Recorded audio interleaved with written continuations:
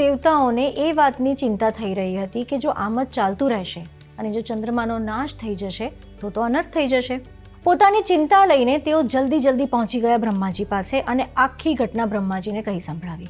બ્રહ્માજીને દેવતાઓની વાત સાંભળીને જરા પણ આશ્ચર્ય ના થયું, ન તો ચંદ્રમાની હરકતોથી ના તેમને મળેલા શ્રાપથી. બ્રહ્માજીએ દેવતાઓને કહ્યું, એક તો ચંદ્ર પહેલાથી જ દુષ્ટ તો છે જ, અને હવે તેને દક્ષે પણ શ્રાપ આપી દીધો. એ દુષ્ટે પહેલા પણ ઘણા કુકર્મો કરેલા છે.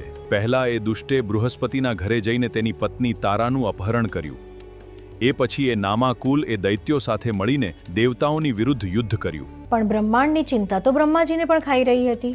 હવે આ શ્રાપમાંથી ચંદ્રમાને ફક્ત શંકર ભગવાન જ મુક્ત કરી શકે એમ છે. તમે બધા જ ચંદ્રમા પાસે જાઓ અને એને કહો કે એક શિવલિંગની સ્થાપના કરે અને એ શિવલિંગની સામે બેસીને મહામૃત્યુંજયનો જાપ રોજ ત્યાં સુધી કરે જ્યાં સુધી શંકર ભગવાન એના પર પ્રસન્ન ન થાય. દેવતાઓ ચંદ્રમા પાસે જાય છે અને બ્રહ્માજી સાથે થયેલી વાતચીત તેમને કહી સંભળાવે છે અને ચંદ્રને શિવ તપ કરવા માટે લઈ જાય છે પ્રભાસ તીર્થ અને ચંદ્રમાં શિવ આરાધના આરંભ કરે છે.